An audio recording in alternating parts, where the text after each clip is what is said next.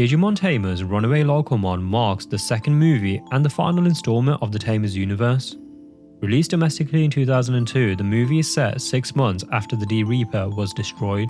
In this video, I will provide you a high-level overview of this movie and share my overall thoughts towards the end. If you enjoy this sort of content, please do consider liking the video and subscribing to the channel. Without further ado, let's get straight into the story. Returning from a visit to the museum, Rika and her mother are at the subway station. Rika is on the phone with Takato, whom she called after realizing something was off with her mum during her trip. Takato admits to her that the trip was all but a means to get her away for the day, to allow he and the rest of her friends to prepare what was meant to be a surprise birthday party for her.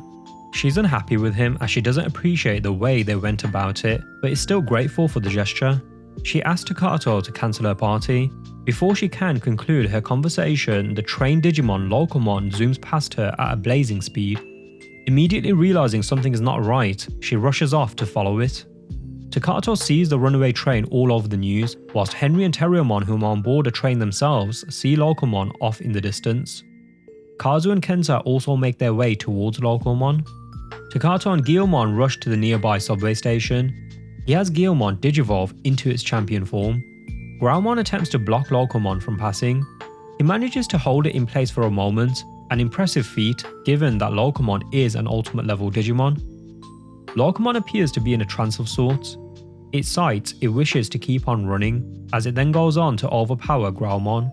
After Takato hops on board the train, he asks Groudmon to find Henry and the others. Henry and Terriermon also have Suzy and Lopmon with them. The four of them are seemingly stuck in the town they stopped off on, as the trains have stopped running. Rika and Renamon rush to catch up with Locomon. Renamon asks her what her plan is once they reach it. In typical Rika fashion, she says she has no idea but will figure it out once they get there. Over where Henry is, Suzy spots a digital zone which has appeared in the sky. Locomon is causing chaos across the city as it causes the downtown electrical grid to crash. Just as the staff are about to shut down the entire city grid as a means to protect it, Yamaki arrives on behalf of Hypnos to steer the ship. Yamaki cites how the speed in which Locomon is looping around the city is creating a spatial warp within the digital field. Back at Hypnos HQ, Riley informs her boss everything is in place to proceed with the initial scans. Kenta and Kazu meet up and bump into an exhausted Guilmon, whom informs them that Takato is on the train. Takato is busy at work as he tries to find the brakes for the train. The only issue? He has no idea what the brakes look like. Rika and Renamon hop on board. Takato lends Rika his Shellmon Hydro Blaster support card. Renamon attempts to douse the coals within the train tender with water. This is to no avail as she is unable to produce enough water to do the job. Rika is still upset with Takato for the way he went about trying to throw her a surprise birthday party. Takato tries to clear the air, citing how Jerry loves to throw surprise birthday parties, and as he presumed Rika wouldn't be on board with the party, he realized the only way they can go about arranging it is to get her out of town for the day. Beelzemon arrives on Behemoth. Using his double impact attack, he tries to derail Locomon, who retaliates by destroying Behemoth and sending Beelzemon flying off into the distance. The mass of the digital zone starts to engulf the city. Yamaki believes if they can somehow bring Locomon to the downtown area, they should be able to force it back into the digital world. He aims to execute the plan at Station 9, which is where Locomon is heading towards. Kenta and Kazu spot Henry. They inform Henry that Takato is on board the train. Henry spots a vacant train with no cots attached to it. They ask Guardramon to help push the train with them on board. Seeing only Lopmon with him, Kazu asks Henry where Terriermon is. Henry, who's clearly embarrassed, states he mistook Lopmon for Terriermon. Yamaki is told some kids are on board the train.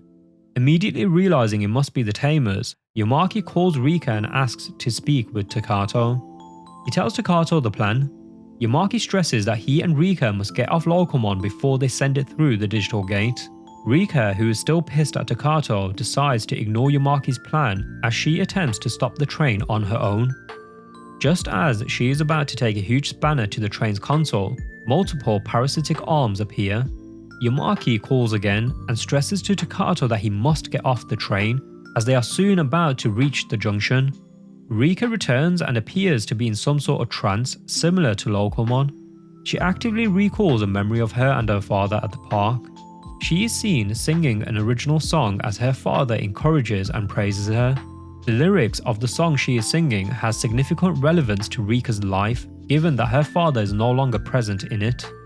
It's evident that Rika was always a daddy's girl, which makes it all the more difficult for her now having to grow up without him. The scene explains so much behind her closed-off personality. The trauma of her father no longer being a part of her life is a wound she has been carrying with her for a long time. Rika goes on to attack Takato and Renamon. Guilmon manages to hop on board the train, with Henry and the others right behind Locomon's tail. Susie and Terriermon are waiting by one of the train stops as Locomon zooms past them. Henry has Lopmon switch out with Terriermon. Guilmon makes his way through the train carts. Renamon is suddenly catapulted as Gardramon catches her mid-air. Takato is fending for his life as Rika continues to attack him. Yamaki calls him again, furious that he's still on board the train. Before Takato can respond, Rika destroys the phone. Guilmon smells a Digimon nearby, so launches his Pyrosphere attack, which unveils a disgusting parasite Digimon called Parasimon, which has latched itself onto Rika as well as Locomon. When the men around Yamaki cite their concerns for the kids, Yamaki reassures them that the kids will be fine, they just need to trust them. Rika continues to attack Takato, going on to almost knock him off the train. Things are starting to get dire as Locomon has just passed Station 7. Guilmon slashes the parasite on Rika's back and saves Takato. The unconscious Rika begins to slide off the train, but Takato manages to grab a hold of her. Locomon suddenly begins to digivolve into his mega form Grand Locomon. Even with Guilmon being his anchor, Takato struggles to pull Rika up. She pleads with him to let her go, else he too will perish. Takato refuses to give up, adding how the Rika he knew would never give up either. Renamon makes it on board and is able to pull Rika back to safety via the train window. Locomon detaches the rear carts, so Rika rushes forward but is stopped by Parasimon. Takato rushes to her aid as he goes on to biomerge with Guilmon. Biomerge activate! Biomerge Digivolution.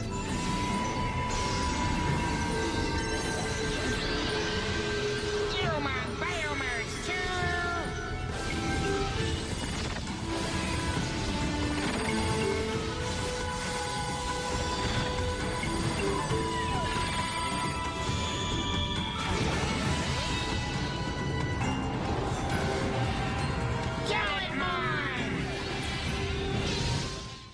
Gallantmon manages to save her.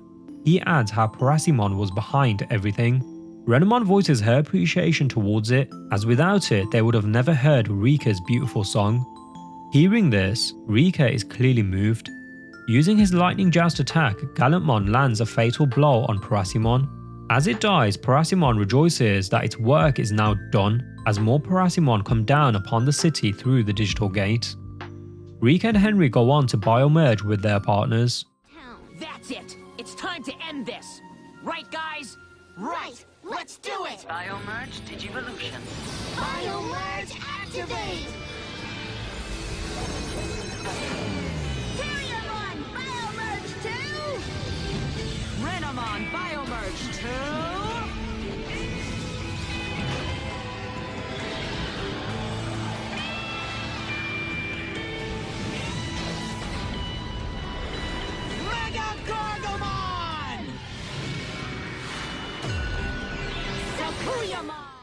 They all make their way to the city. Just as was the case with the D-Reaper agents, there's just way too many Parasimon for them to deal with. Justimon arrives and makes a grandiose entrance as always. Kenta and Kazu, who are still on board their train, are attacked, but Marine Angemon and Gardramon are able to save them. Susie and Lopmon, who are still at the train stop, are attacked too, but Beelzemon Blast Mode arrives and saves them. The battleground is in absolute chaos, as the four Megas are slowly overwhelmed. Takato refuses to back down.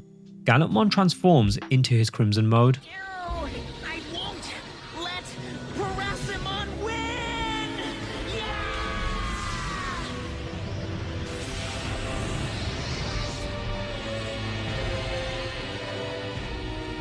Whoa! Beautiful! Gallantmon Crimson mode! Gallantmon flies right into the heart of the digital gate as he launches his Crimson Light attack inside of it, which goes on to destroy every single Parasimon. Locomon appears to have de-digivolved back into its ultimate form. No longer under Parasimon's influence, Locomon peacefully leaves through the digital gate before it closes off. Back at Rika's home, she is surrounded by her loved ones, whom are all present to celebrate her birthday.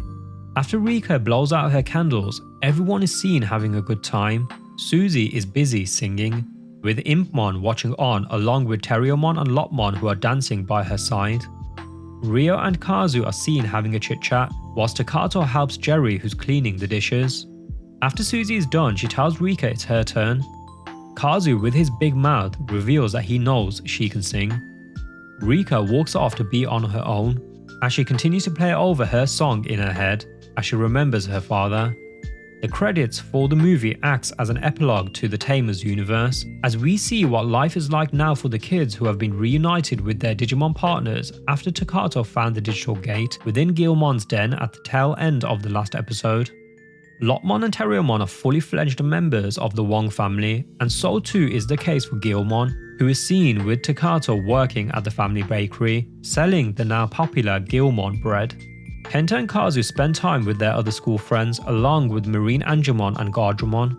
Rika is, well, you know, Rika, but on the plus side, she's seen spending more time with her mother and grandma, and it's awesome to see that Renamon is with them too. Jerry is seen with her father, stepmother, brother and Calamon having a good time. Yamaki is seen out and about with Riley.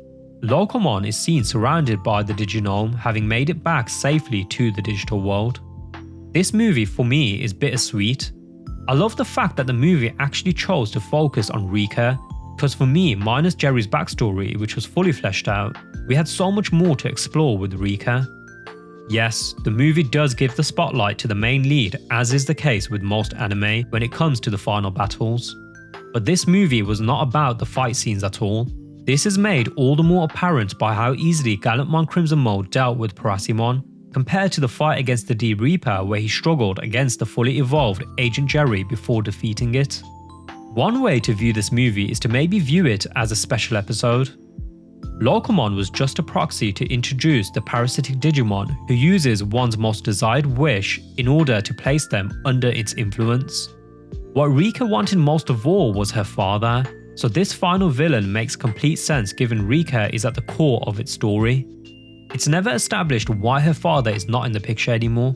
I mean, her mother had her really young, so it wouldn't be unusual that her parents may be separated. But judging by how he clearly loved Rika and spent time with her, it doesn't make sense to me that he wouldn't share custody of her or at least spend some time with her. But knowing Rika, if he is alive, she may have been so hurt by him leaving that she is unable to forgive him or meet with him. On the flip side, he may well have passed away. I couldn't find anything conclusive around the status of her father, so if you have some information on this, please do share it in the comments below.